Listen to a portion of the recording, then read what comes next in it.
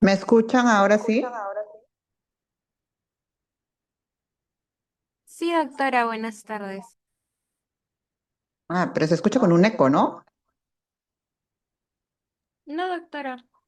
¿No? Ah, ya, perfecto. Entonces, ay, hace rato hubiéramos hecho eso. Ya, espérate, voy a desconectar los audífonos porque hasta audífonos he conectado. Voy a cerrar esto.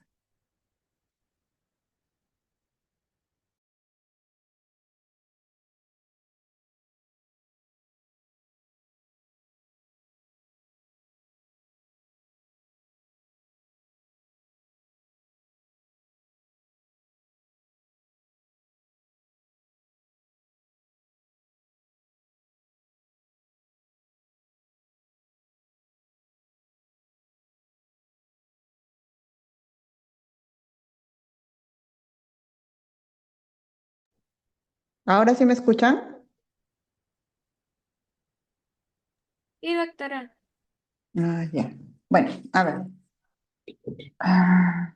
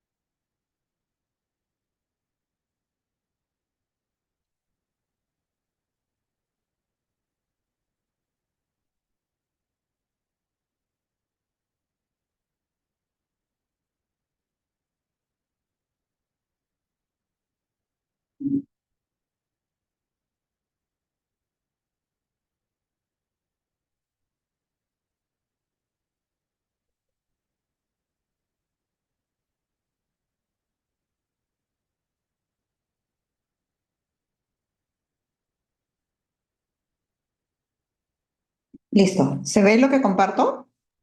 Sí, doctora. Voy a apagar el audífono, si no, no voy a apagar. Ya, ahora sí, ¿verdad?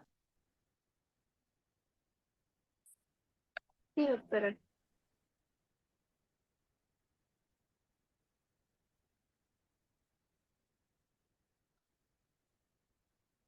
Bueno, el día de hoy vamos a hacer la clase de enfermedades ampollares.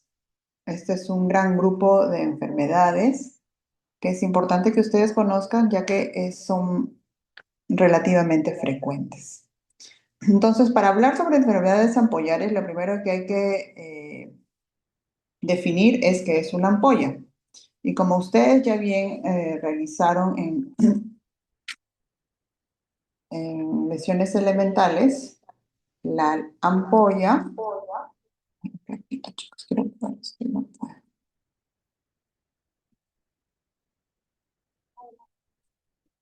Ya, ahora sí. Listo. Entonces, ¿cómo les decía? Ay, no, es peor. Ya, esperen un segundito.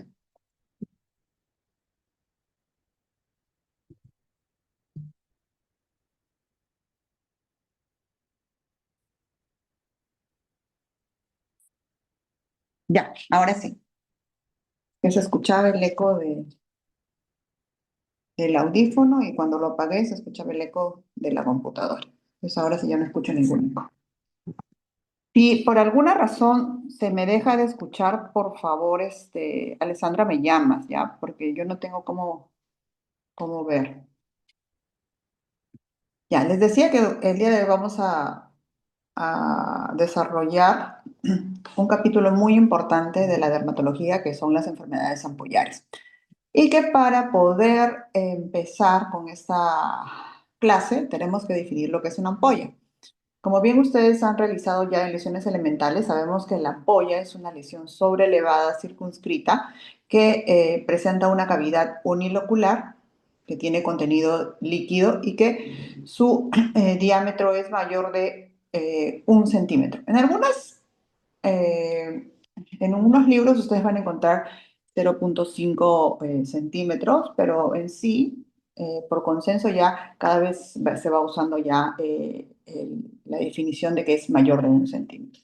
Entonces, como vemos nosotros acá en la imagen inferior, vemos una lesión que es elevada, vemos el contenido líquido claro.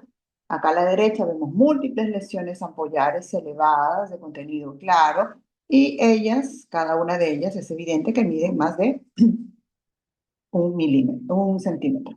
Si vemos que estas lesiones son menores de 1 centímetro, pues ya se define como ampolla. Y si vemos que estas lesiones elevadas de las mismas características son mayores de 5 centímetros, tenemos a la flictela.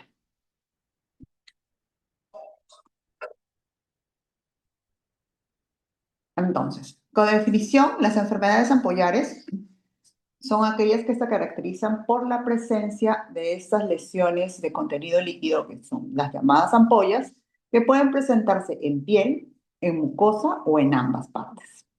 Las ampollas pueden estar localizadas en la epidermis o a nivel de la unión dermoepidérmica y se van a formar por 5 mecanismos específicos. El primero de ellos es la esponquiosis, ¿no? Eso es lo que sucede, por ejemplo, en las reacciones alérgicas, ¿no? Donde producto de la reacción alérgica va a haber, o en los eczemas más que todo, ¿no? Sobre todo en la dermatitis atópica, donde la reacción inflamatoria va a hacer que exista un edema extracelular y por ende este edema va a apretujar los queratinocitos y cambiarlos de estructura y lógicamente ahí estos queratinocitos al ser cambiados de estructura cambian su aspecto, son reconocidos como ajenos, se rompen y dejan un espacio el cual se llena de líquido inflamatorio y se forman las ampollas.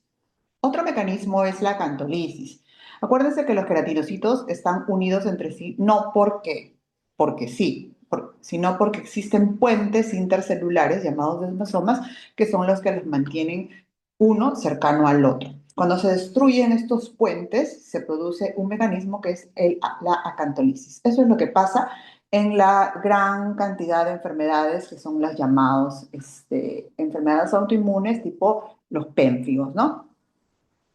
Donde se rompen las uniones intercelulares, o como ya les repito, los queratinocitos, estos queratinocitos quedan solos en el espacio que se forma la ampolla. Este espacio se llena de líquido inflamatorio y lógicamente se forma la ampolla. Luego existen las ampollas que se forman por una pérdida de unión dermoepidérmica, o sea, muy por debajo de la epidermis se produce un rompimiento de lo que son las uniones queratinocito basal y membrana basal, que serían los semidesmosomas, y lógicamente igual, esta zona se llena de líquido inflamatorio y se forma la ampolla. Luego está la citólisis, ¿no? Por ejemplo, acuérdense, ¿quién de ustedes no ha tenido, digamos, una quemadura en la que hay daño de los queratinocitos o una fricción, te pones un zapato muy apretado, la fricción hace que se rompan los queratinocitos y lógicamente al estos queratinocitos dañarse, se rompen, desaparecen y queda un espacio que es la ampolla llena de líquido inflamatorio. Otro mecanismo es la degeneración balonizante o el edema intracelular. Eso es lo que pasa cuando hay las infecciones virales. Cuando existen las infecciones virales que son intracelulares, va a producir un edema intracelular, el queratinocito cambia, se forma con un globo, esto lleva a una posterior apoptosis, el queratinocito desaparece y este sitio del queratinocito se llena por líquido inflamatorio y se forma la ampolla. Entonces, estos son los diferentes mecanismos de formación de ampollas. ¿Cuál me interesa a mí que el día de ustedes conozcan? La acantolisis, ¿no? La destrucción a nivel de los puentes celulares y la pérdida de la cohesión dermoepidérmica.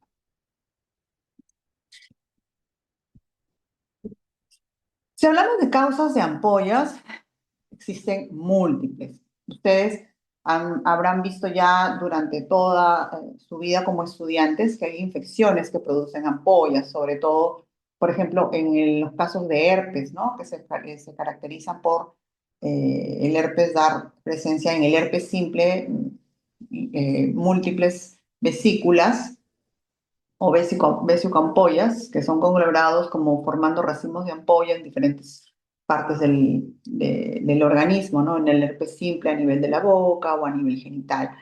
o infecciones bacterianas, como son aquellas que se producen por estafilococo. Estamos hablando netamente de, por ejemplo, el impétigo ampollar, que es una enfermedad infecciosa que aparece generalmente en pacientes neonatos por una toxina que es la toxina del Staph aureus, que produce una, un mecanismo similar a lo que pasa en la cantolisis. Indirectamente, la toxina del estafilococcus rompe las uniones interqueratinocíticas y genera un espacio en la cual se va a formar la ampolla.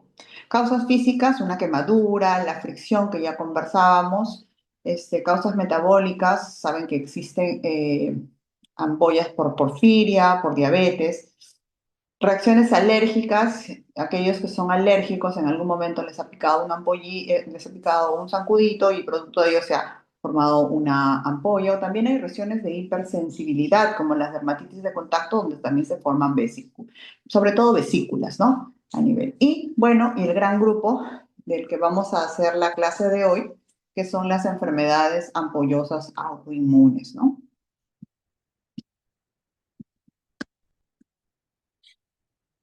No, para desaparecer.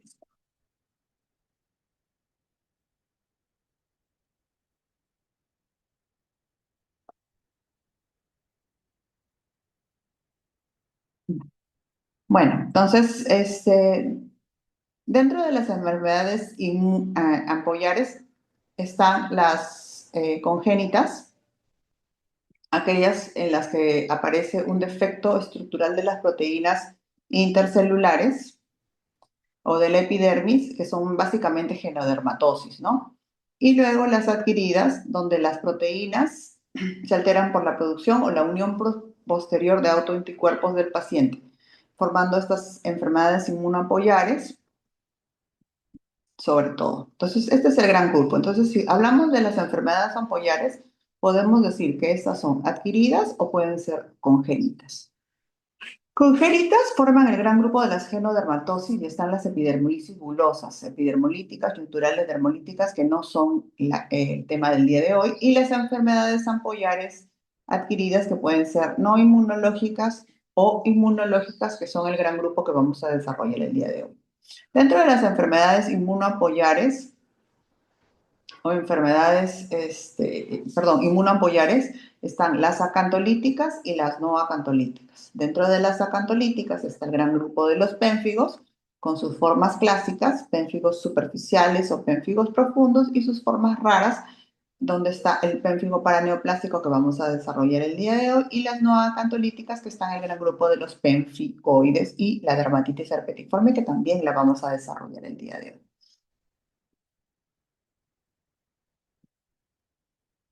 Entonces, si queremos hablar sobre enfermedades inmunoampollares, estas son un grupo heterogéneo de enfermedades adquiridas caracterizadas por la presencia clínica e histopatológica de ampollas, y porque van a existir autoanticuerpos dirigidos contra antígenos propios de la piel. O sea, vamos a crear, o el paciente crea autoanticuerpos contra ciertas estructuras propias de la piel que son reconocidas como antígenos, ¿no? Como en cualquier enfermedad autoinmune.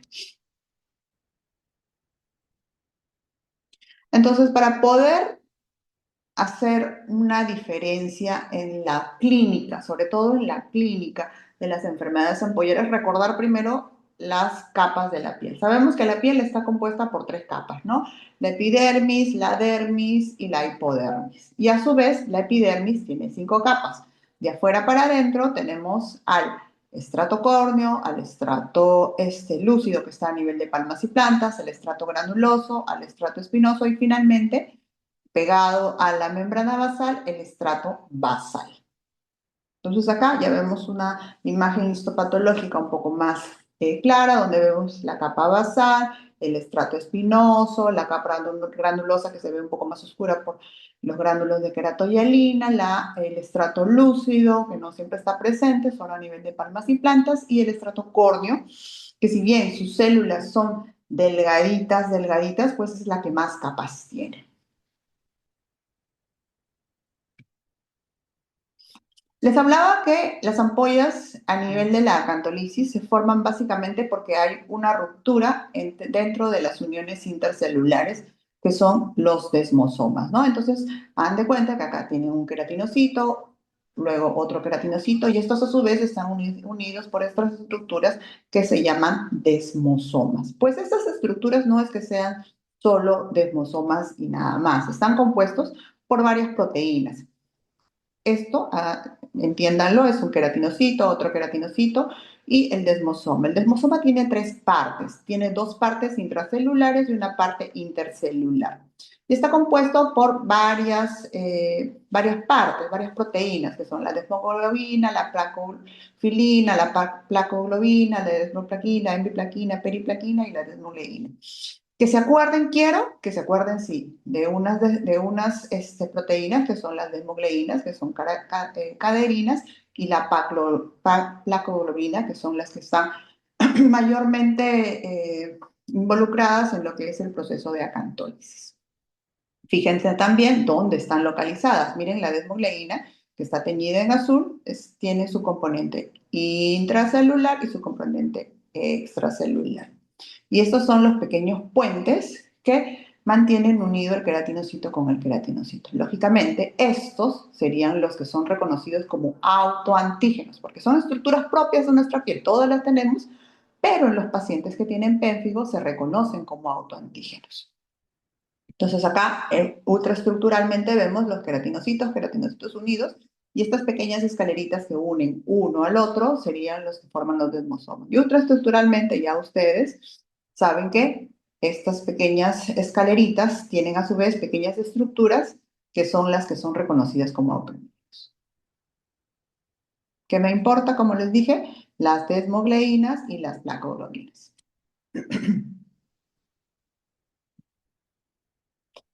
Y a su vez, el queratinocito está unido con la membrana basal. ¿Pero por qué? Por estructuras que se llaman hemidesmosomas. Queratinocito con queratinocito por los desmosomas y queratinocito con la membrana basal por hemidesmosomas. Este es el hemidesmosoma, que son estructuras que unen a la membrana basal. La membrana basal, hasta acá son con sus capas, membrana, lámina lúcida, lámina densa. Entonces, podemos clasificar las enfermedades ampollares o inmunoampollares como congénitas y adquiridas, ya vimos, y también por la localización de las ampollas, así también las podemos clasificar. Entonces, si la localización de la ampolla es a nivel intraepidérmico, estamos hablando de, obviamente, si lo que se rompe es a nivel de la epidermis, estamos hablando que son los queratinocitos los que se rompen. Entonces, a este nivel va a haber acantolisis. Entonces, las acantolíticas son ampollas, son las que forman ampollas intraepidérmicas. Acá, como ya les dije en el mapa anterior, están el gran grupo de los pénfigos. Si la localización de la ampolla está en las capas superficiales de la epidermis, pues serán los pénfigos superficiales. Aquí está el grupo del pénfigo foliáceo con su variedad pénfigo eritematoso, pénfigo fogosalvaje. Pero si la ampolla está abajo, en las capas más profundas de la epidermis, será el gran grupo de los pénfigos profundos. Y acá está el gran grupo de los pénfigos vulgares con su variedad, pénfigo vegetante, y acá también está el pénfigo paraneoplásico que histopatológicamente se parece muchísimo, incluso hasta la clínica, al pénfigo vulgar. Entonces, en el pénfigo superficial, la ampolla está a nivel por debajo de la córnea, a nivel de la capa granulosa, ahí es donde se rompe, se produce la ampolla. En los pénfigos profundos, la ampolla está por encima de la capa basal, es una ampolla suprabasal. Y luego, el otro grupo, que es las no acantolíticas, la ampolla ya no está a nivel de la epidermis, está a nivel subepidérmico, por debajo de epidermis, a nivel de la membrana basal. Aquí está, como ya les dije, el grupo de los pénfigoides. El pénfigoide ampollar es el más representativo, pero también está el pénfigoide cicatricial, el pénfigoide gestacional, la epidermolisis bulosa adquirida y la dermatitis herpetiforme, que también va a ser tema del día de hoy. Vamos a iniciar al gran grupo de los pénfigos. ¿Hasta ahí alguna pregunta, chicos? No, doctora. Seguimos entonces. Ya. Entonces, ¿el pénfigo pertenece a qué tipo de enfermedad inmunoampollar? ¿Acantolítica o no acantolítica?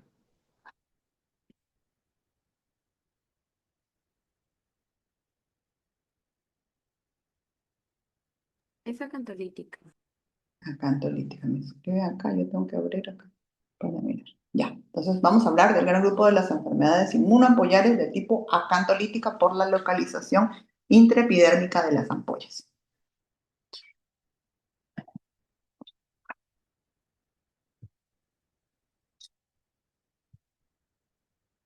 Entonces, si hablamos de pénfigos, pénfigo viene del prefijo pénfix, que significa ampolla o bula.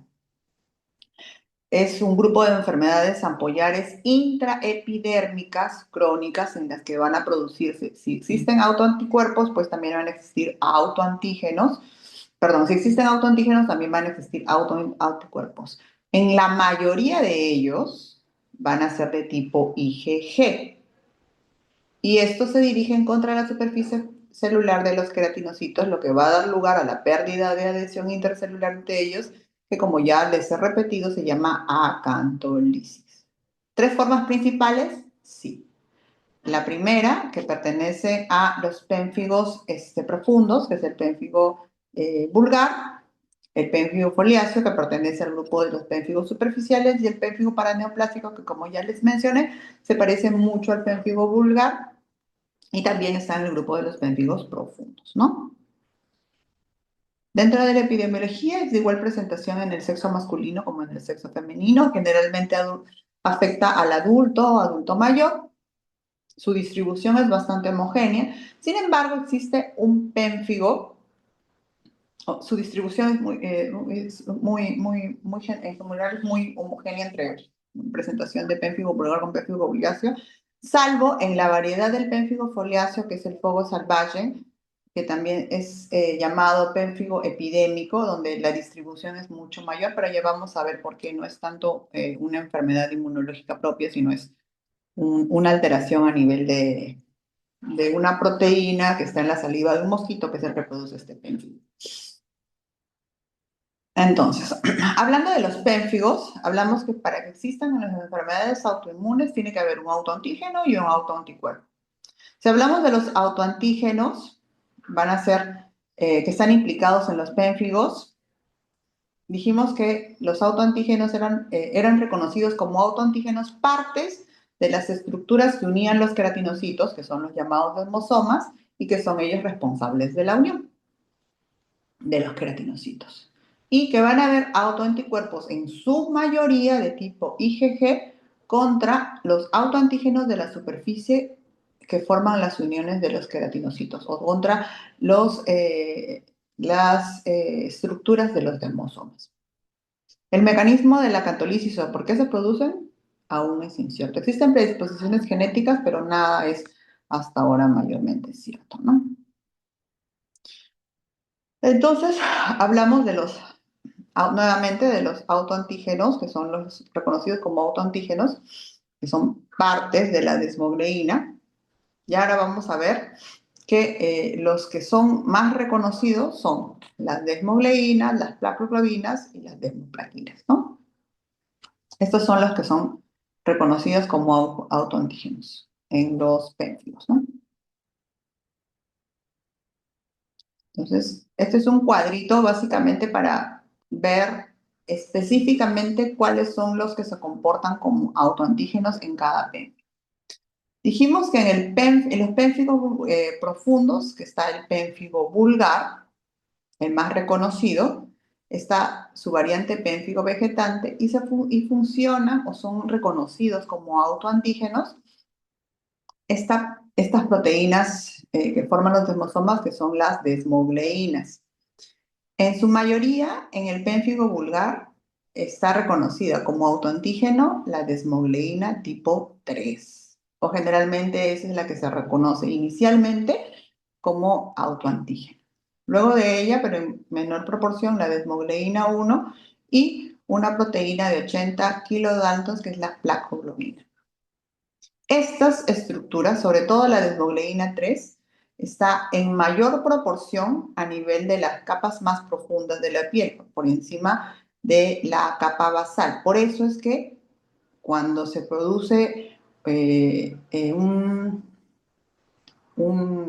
digamos, una acción de los autoanticuerpos, la ampolla se localiza a nivel suprabasal. En el pénfigo superficial, con su variedad más representativa, que es el pénfigo foliáceo y sus variantes eritematoso y fuego salvaje, los que son reconocidos en su mayoría como autoantígenos, pues es la desmogleína tipo 1 y la placoglobina de 80 kilodaltons, que es la proteína de placa que es de 80 kilodaltons, que es la placoglobina.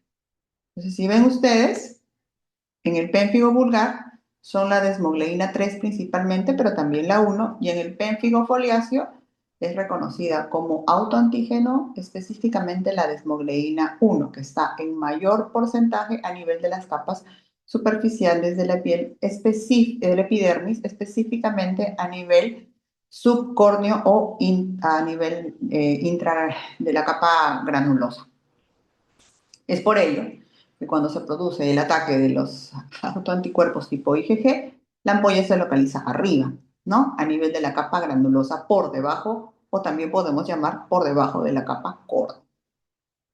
Finalmente, el pénfigo paraneoplásico, que se parece muchísimo al pénfigo vulgar, las reacciones autoinmunitarias son como que una reacción alterada y se reconocen por la presencia del tumor y se reconocen como autoantígenos la desmogleína 1 y 3 y las familias de las desmoplaquinas. Entonces, la ampolla intraepidérmica generalmente es un poco más profunda, por eso se parece mucho a la ampolla que se da en el pénfigo pulpar.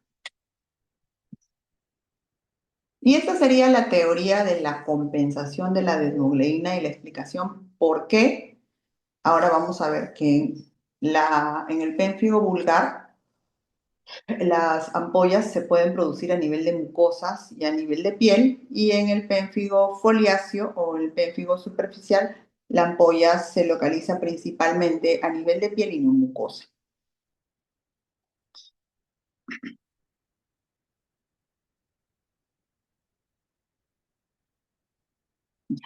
Lo que vemos en el cuadro superior representa lo que pasa en el pénfigo foliáceo. En el pénfigo foliáceo, nosotros vamos a encontrar lesiones a nivel de piel, pero no a nivel de mucosa. Habíamos quedado que en el pénfigo foliáceo los que eran reconocidos como autoantígenos principalmente era la desmogleína 1. Y si ustedes ven, este triángulo representa lo que es la proporción de cómo se encuentran localizadas las desmogleínas. Vemos que la 3 está en mayor proporción a nivel de las capas superficiales de la piel y en menor proporción la desmogleína 3 en las capas profundas de la piel. A diferencia de mucosa, donde tenemos mayor proporción de desmogleína 3 y casi nada de desmogleína 1.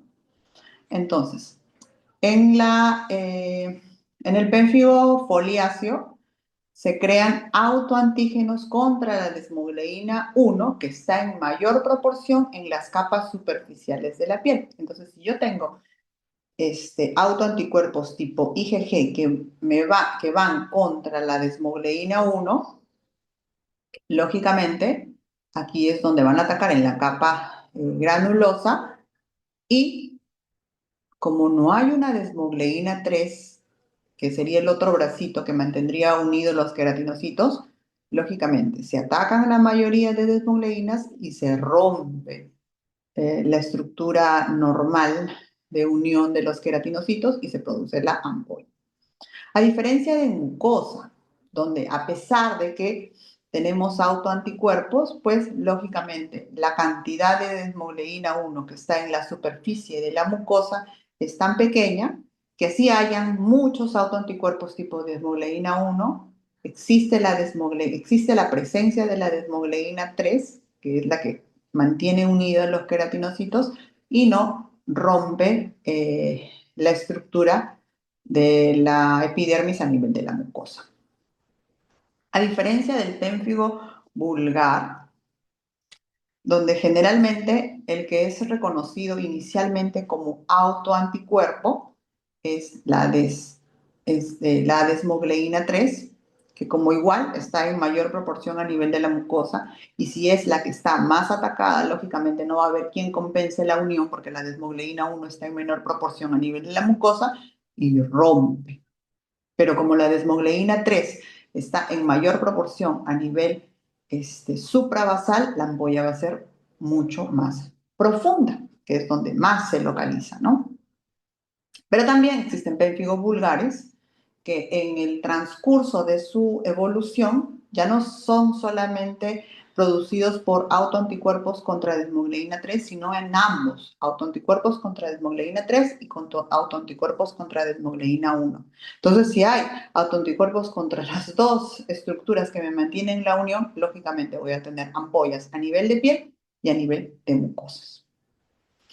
Es por ello que se explica que en el pénfigo foliáceo el compromiso es más a nivel de piel y en el pénfigo vulgar, que generalmente se inicia como tenemos acá arriba, con ataques a nivel de la desmogleína 3, pero posterior a ello 1 y 3 puede tener inicialmente compromiso a nivel de mucosa y un año después compromiso a nivel de piel y de mucosa. ¿Se entendió? Sí, doctora. Perfecto. Si me entendieron esto, ya la parte clínica queda más que fácil. Entonces, para que nos quede esto más sencillo todavía, esto es cómo es o cómo está compuesto el techo de cada ampolla. En el pénfigo foliáceo, donde los que son reconocidos como autoantígenos son las desmogleínas 1, y estas a su vez están en mayor proporción a nivel de piel y en la capa subcórnea o también podemos llamarlo a nivel intragranular, a nivel de la granulosa, perdón. Entonces, si la ampolla se forma tan arriba, por debajo de la capa córnea, la capa o el techo que forma la ampolla en los pénfigos foliáceos solamente está formada por la capa córnea. Entonces, es tan delgada la capa córnea de por sí que rápidamente se rompe el techo de la ampolla y este techo de la ampolla muchas veces no lo vemos al examen del paciente porque el techo al ser tan débil se rompe y ya cuando viene el paciente a consulta generalmente lo que vemos son erosiones. ¿Cómo lo diferenciamos? Por la localización que vamos a ver posterior.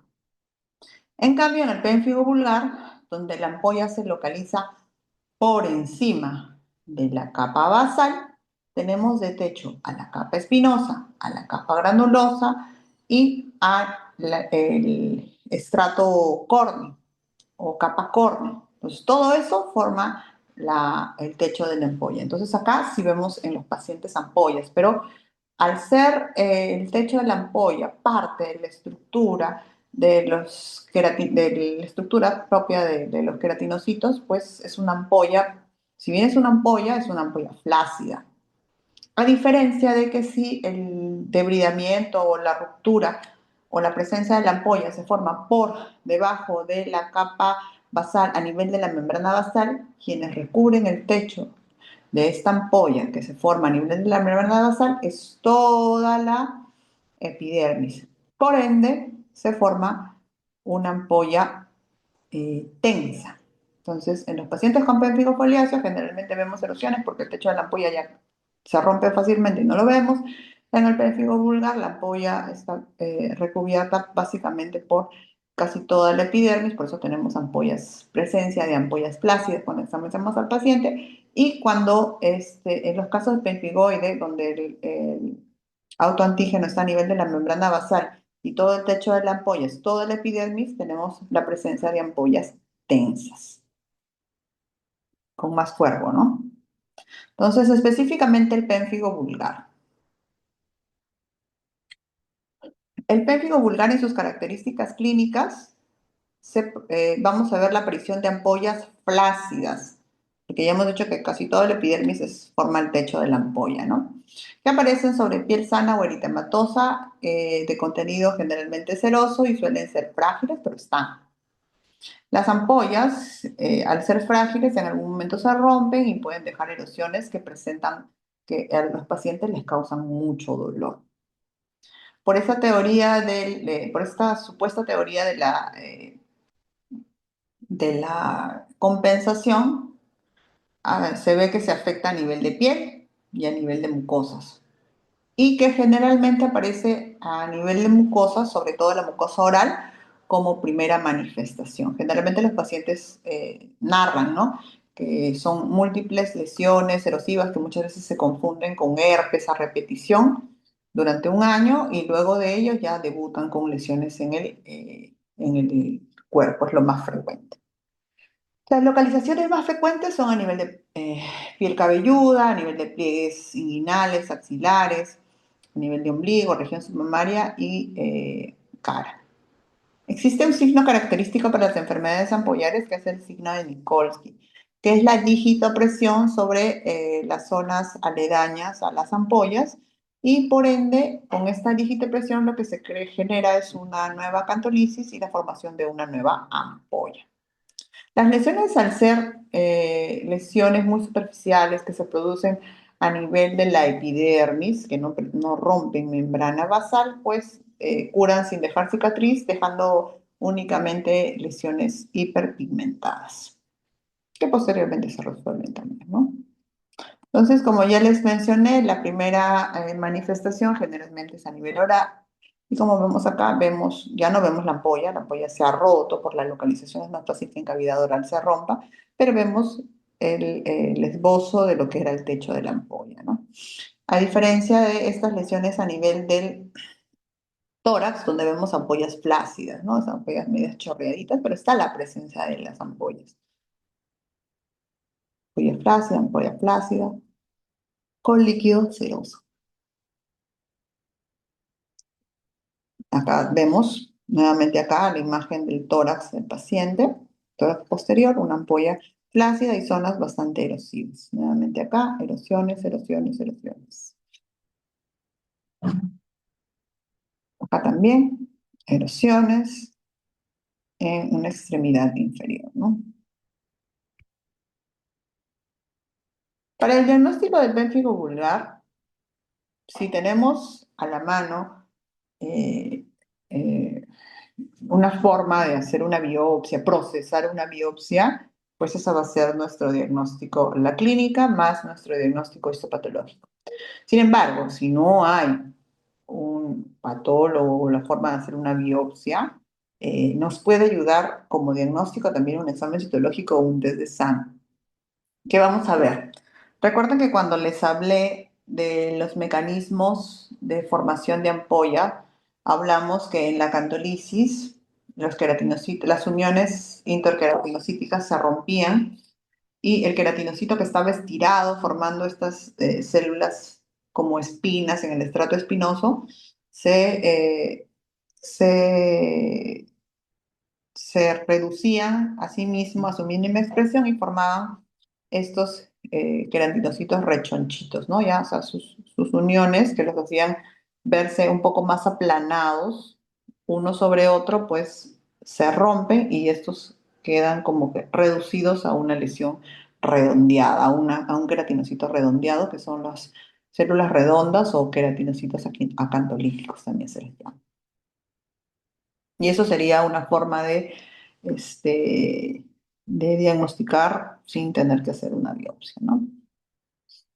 En cuanto al que les dije, si lo que necesitamos, si lo que tenemos a la mano es poder tomar una biopsia, hacer un diagnóstico histopatológico, pues eso es lo ideal, ¿no? Porque en el estudio histopatológico vamos a ver a qué altura está la presencia de la ampolla, ustedes ven acá, la capa basal pegada a nivel de la membrana basal y los queratinocitos redondos en el centro de la ampolla y todo la capa espinosa, granulosa y córnea por encima de la lesión, ¿no? Entonces acá vemos la inmunofluorescencia indirecta donde se detecta autoanticuerpos tipo IgG y vemos la separación que forma una consiguiente ampolla, ¿no? Dentro del diagnóstico diferencial, todas aquellas entidades que puedan producir ampollas, ¿no? Está sobre todo a nivel de cavidad oral. La estomatitis herpética, el eritema multiforme, el síndrome de Stevens-Johnson calzarían dentro de las enfermedades ampollares. Más alejado el pemfigoide ampollar por la clase de ampollas que presentan en esta patología, ¿no? Que como ya dijimos, eran ampollas más tensas. Al ser enfermedades autoinmunes o inmunológicas, el tratamiento siempre será corticoterapia sistémica, ¿no? Podemos usar corticoides como la prednisona, 1 miligramo por kilo por día, de 3 a 7 días hasta esperar que se resuelvan o dejen de salir nuevas ampollas y luego de ello vamos disminuyendo el uso de corticoides cada semana, ¿no? 20% menos hasta el retiro. Luego también se puede pulsar al paciente con metilprednisolona y podemos usar fármacos ahorradores de corticoide como son la ciotroplina, micofenolato, ciclofosfamida, o en casos resistentes que no mejoran con el tratamiento sistémico, inhibir de frente a los productores de los autoanticuerpos, que son los linfocitos B. En este caso lo que se usa es el rituximab.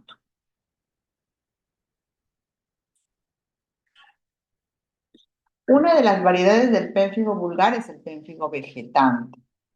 A diferencia del pénfigo vulgar, acá lo que se produce es porque en estos pacientes se va a dar a nivel de la piel un patrón reactivo.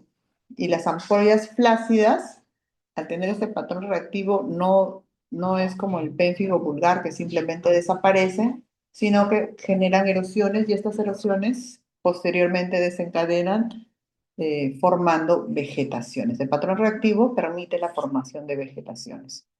Entonces, dentro de las lesiones inusuales son pequeñas pústulas, ampollas muy flácidas que degeneran en vegetaciones. La localización es también diferente, ¿no? Porque generalmente pues vimos que en el pénfigo tenía en cavidad oral, tenía en la cabeza, en el tórax, aquí generalmente presentan en zonas intertriginosas, también en cuero cabelludo, pero más en zonas intertriginosas, cuero cabelludo y cara. Existen dos subtipos. El subtipo de Newman, que es el que se localiza a nivel de axila, región inguinal, comisuras labiales, otros pliegues. Este suele ser el curso más progresivo, pronóstico muy semejante al pénfigo vulgar.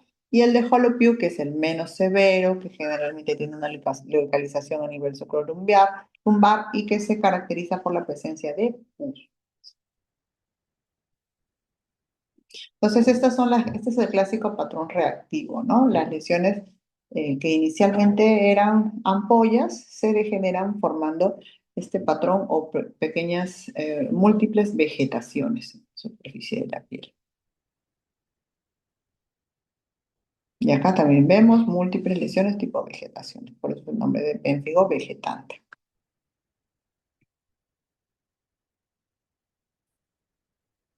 Nuevamente acá, las lesiones costrosas. Igual, ¿no? ¿Dónde está la ampolla? A nivel suprabasal. A nivel de la histopatología, en el pérfido vulgar, sobre todo, vamos a ver que los queratinocitos están separados, están como queratinocitos acantolíticos, células rechonchitas, pero también están separados hacia los costados, ¿no? Y se ven como pequeñas superficies cuadriculadas uno al lado de otro, como semejando unas lápidas unidas uno al lado de otro, ¿no? Luego pasamos al grupo de los pénfigos superficiales, empezando por el pénfigo foliáceo. Dentro de sus características clínicas, de inicio predomina una base eritematosa con secreción serosa, desarrollo de erosiones cutáneas, afectación de mucosas muy rara, La distribución es generalmente en zonas seborreicas. Cuando hablamos de zonas seborreicas, cara, cuero cabelludo y tronco. Las vesículas o ampollas, ya hemos dicho que por la cantidad de techo que tienen, suelen ser superficiales y muy frágiles. Y existe una fase de inicio donde están las ampollas y una fase seca, donde están las lesiones costrosas, descamaciones resaltantes, localizadas o generalizadas, y acá también el signo de Mikulski, que es crear una acantolisis mediante la digitopresión, está presente.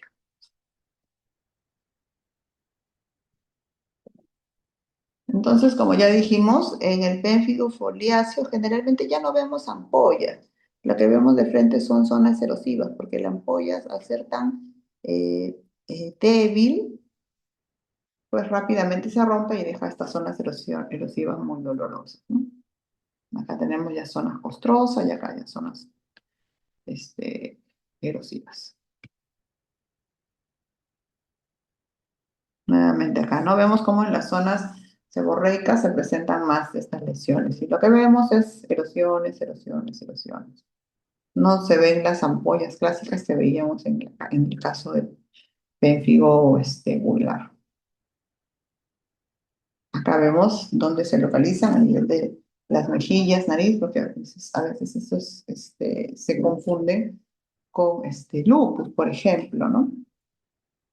De acá múltiples lesiones erosivas.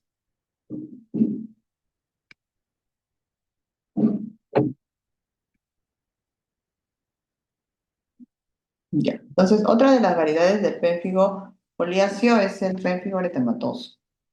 Se presenta como lesiones escamosas y costrosas en la región malar, como en alas de mariposa, y en zonas seborreicas y no afecta mucosa oral. Se cree que estos deberían a rasgos inmunitarios del lupus, ¿no? Porque en estos pacientes se han encontrado depósitos de IgG y complemento en las superficies celulares de los queratinocitos y la membrana basal. El curso también es benigno.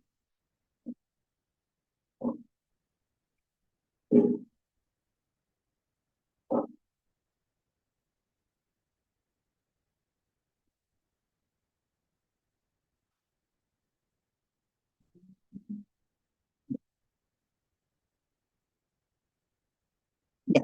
Les dije que casi todos se distribuyen en igual proporción, excepto el pénfigo foliáceo endémico, ¿verdad? Entonces, el pénfigo foliáceo endémico es una enfermedad también autoinmune que se presenta, pero con un patrón endémico. Aparece generalmente en gente joven, niños, adolescentes, que residen en zonas rurales de la Amazonía de Brasil, de Colombia, Paraguay, incluso nosotros tenemos. Y lo que se encuentra es que se producen autoanticuerpos tipo dismogleína 1. Y eso debido a una exposición repetida a picaduras de insectos que son hematófagos, particularmente el Simulium ruinosum y Simulium nigramanum, que desencadenaría la producción de autoanticuerpos contra la saliva, pero de estos insectos. Y la similitud molecular de la presencia de esta saliva con la desmogleína 1 va a ser que se ataque la saliva de la desmogleína 1 y a su vez la desmogleína 1. Y lo que va a producir es una reacción cruzada contra los autoantígenos, ¿no? O sea, estos autoanticuerpos ataquen la desmogleína propiamente de la piel, pero por una reacción cruzada. Dentro de las características, igual, ampollas flácidas, raras, más eritema, costras y descamación. Y en la forma generalizada, su mayor número de casos afecta a todo el cuerpo, incluido el cuero cabelludo y con permiso del estado general. En la forma localizada, generalmente es a nivel de la cara, tórax, espalda y cuero cabelludo. Pero en ambas existe un prurito bastante intenso. Uy, se fue. Entonces, estas son las clásicas lesiones del pénfigo foliáceo, donde ya no vemos ampolla, vemos más bien zonas erosivas, perdón. Y cuando hablamos de la histopatología, la ampolla la vemos bien, bien arriba, ¿no? Los queratinocitos acantolíticos, es más, están por debajo de la capa basal. Y los diagnósticos diferenciales, pues el intestino ampolloso, la dermatosis pustulosa subcórnea, por la localización o el lupus subcutáneo agudo. Ya, y el pénfigo paraneoplásico, bueno, como su nombre lo dice, es una paraneoplasia, ¿no? Se asocia a neoplasias subyacentes tipo linfomas, son tumores linfoproliferativos tipo linfoma de Hodgkin, no Hodgkin y leucemia linfocítica crónica. El rasgo clínico más constante es la estomatitis intratable, ¿no? Es más, el primer signo que se produce es una estomatitis que suele ser grave, que suele presentar erosiones, que incluso no mejoran con el tratamiento inmunosupresor. Y las manifestaciones cutáneas tienen la característica de que suelen ser polimorfas. Y lo que caracteriza bastante a ellos, además de tener las ampollas flácidas, que se parecen mucho al pénfigo vulgar, es la presencia de erosiones a nivel de palmas y plantas, que son muy similares a las células, las lesiones en diana que se producen en el eritema multiforme. Y esa sería una de las diferencias principales del pénfigo paraneoplásico con el pénfigo vulgar. Entonces acá están la estomatitis intratable, que es muy característica del pénfigo paraneoplásico, y las ampollas, que son ampollas flácidas presentes en el pénfigo paraneoplásico.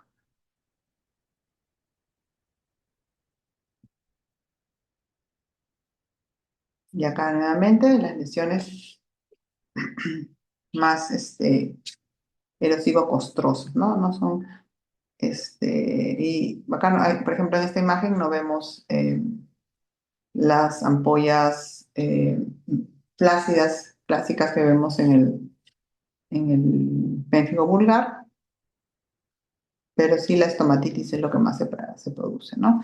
Entonces, los diagnósticos diferenciales, pues lógicamente el pénfigo vulgar propiamente, el pénfigoide de membranas mucosas por la localización de las ampollas a nivel mucosa y el eritema multiforme por las lesiones muy parecidas que se presentan a nivel de palmas implantadas, también las llamadas células indianas. Luego, otra variedad de pénfigo es el pénfigo herpetiforme, es una variedad que es poco frecuente de pénfigo. Los rasgos clínicos, histopatológicos e inmunológicos son muy singulares, ya que en cuanto a la característica clínica, son similares a la dermatitis herpetiforme, es decir, se presentan como placas eritematosas muy parecidas a las que se presentan en las urticarias, y también vesículas, pero que tienen la capacidad de distribuirse o de disponerse en el aspecto de dermatoma, como lo que pasa en el herpes, ¿no? Además, están acompañados de prurito y buen estado general.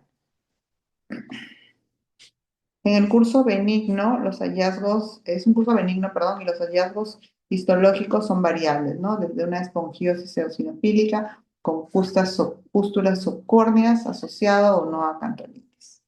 El tratamiento acá varía un poco de los corticoides, se usa Dapsona y los corticoides se usan pues a nivel, en bajas dosis, no como en el pénfigo vulgar, donde incluso podemos usar hasta 1 gramo por kilo por peso, ¿no? Entonces esta es la distribución, ¿no? Si ven ustedes, tienen las ampollas plácidas a nivel del tórax formando un dermatoma. Acá mucho más claro, ¿no? Esas son ya lesiones que están en proceso de cicatrización, no se ven ampollas, pero sí lo que sirve es para ver la distribución de las lesiones.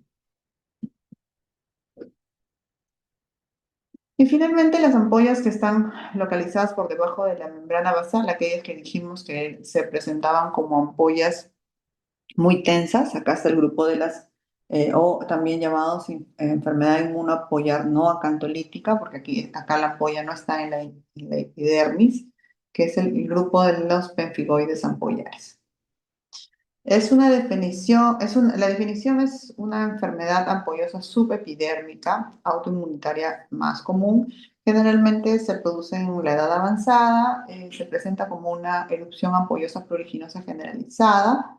Su presentación es polimorfa porque en las etapas iniciales se va a presentar como placas eritematosas, abonosas, Es más, la etapa prodrómica es la etapa abonosa, también le llaman.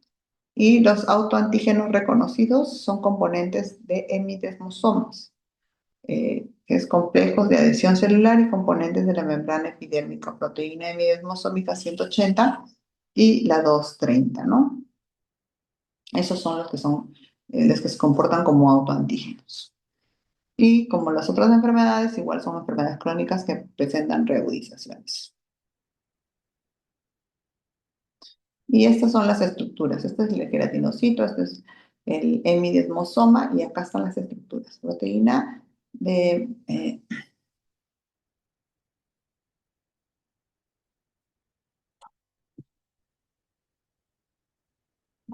la proteína hemidesmosómica 230 y 180, ¿no? Que están a nivel de la membrana basal. Y estas son las reconocidas como autoantígenos. Entonces, y los autoanticuerpos también son en su mayoría tipo IgG contra estas proteínas de la estructura de la membrana, ¿no? El BP230 o el 180 o quelógeno tipo 17.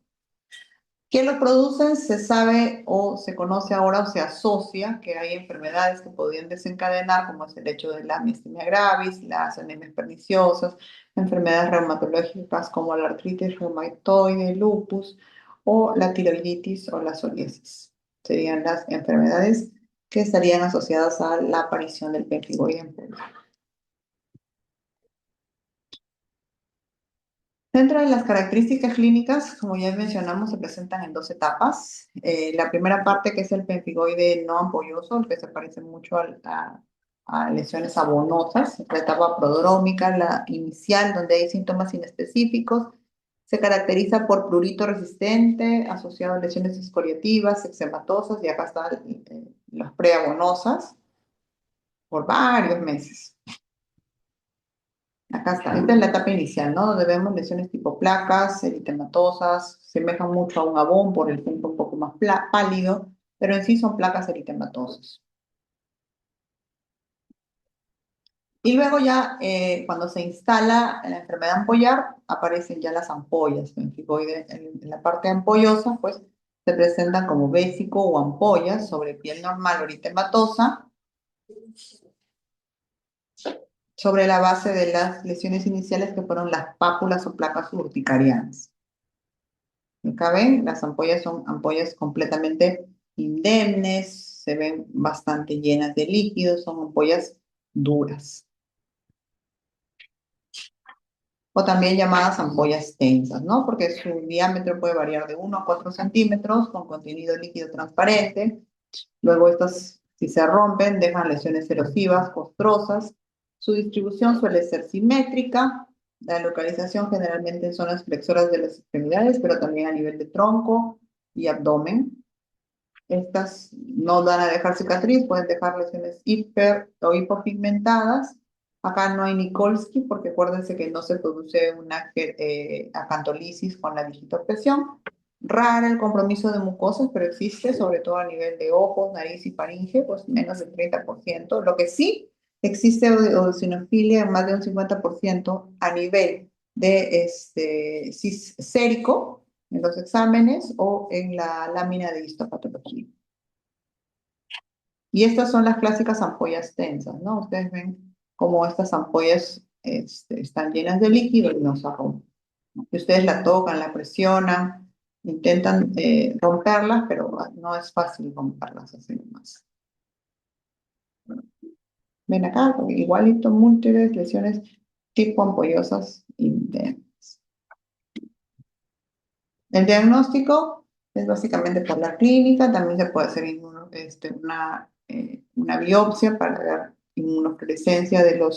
la presencia de autoanticuerpos en la inmunofluorescencia directa o inmunofluorescencia indirecta en sangre, ¿no? El diagnóstico, pues, por la clínica, las ampollas tensas, el periodo de preabonoso, donde están las lesiones abonosas y luego el desarrollo de la ampolla tensa.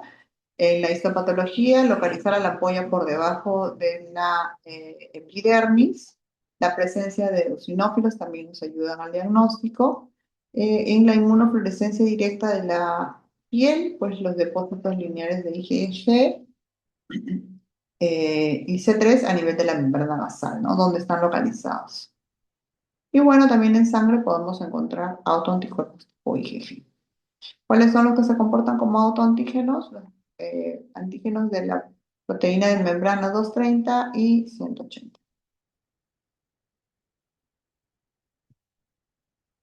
Entonces acá vemos el pemphigoide ampollar como toda la epidermis está por fuera y vemos como a nivel de la subepidérmica pues está la ampolla, ¿no? Ven acá, como toda la epidermis ha subido y está libre la zona de la ampolla a nivel de la membrana basal. Acá más claro en la inmunofluorescencia directa, donde se pintan el IgG y la presencia de la ampolla subepidérmica, ¿no? Diagnósticos diferenciales en la fase no ampollosa o la fase abonosa, pues una dermatitis de contacto o una urticaria. Y en la fase ampollosa, pues también lo que puede generar ampollas, ¿no? Picaduras, dermatitis de contacto o síndrome de Sjögren's. El tratamiento va a depender de cómo se presente el pemphigoide ampollar. Suelen ser cursos menos peligrosos que en los pénfigos, sobre todo menos peligrosos que el pénfigo vulgar. Si estamos hablando de un pemphigoide ampolloso localizado, pues corticoides tópicos localizados. Si estamos hablando de un proceso diseminado, corticoides orales tipo prednisona o otros agentes inmunosupresores como son la cetropina, el metotrexato, la ciclofosfamida o pulsos, incluso de metilprednisolona con dexametasona. Otros ahorradores de corticoide, pues las sulfonas, las tetraciclinas, esos que nos funcionan más como inmunomoduladores.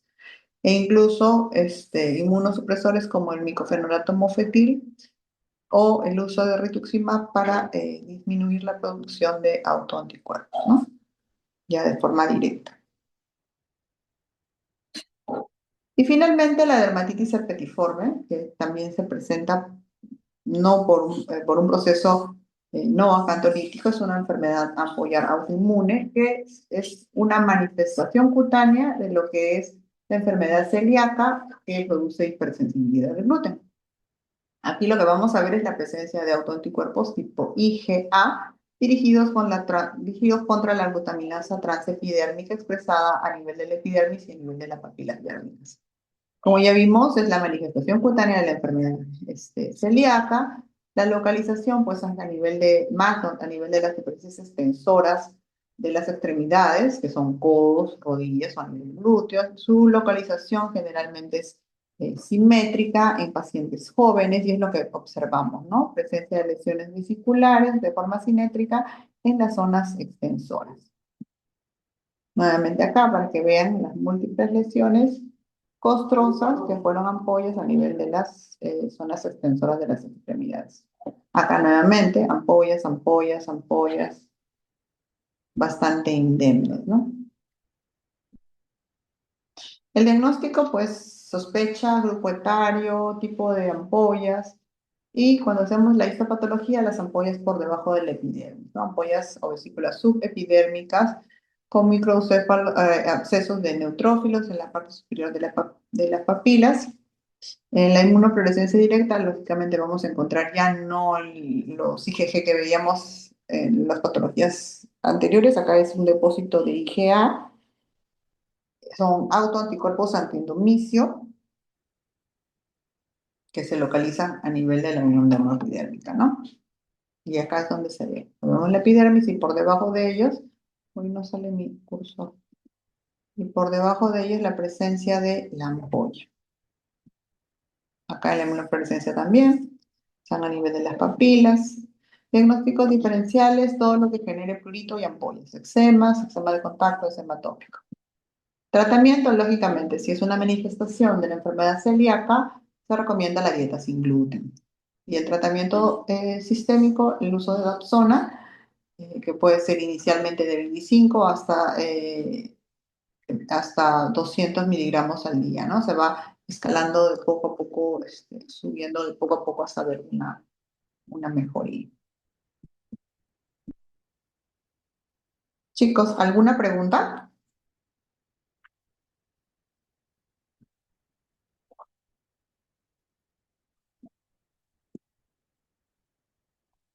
Chicos,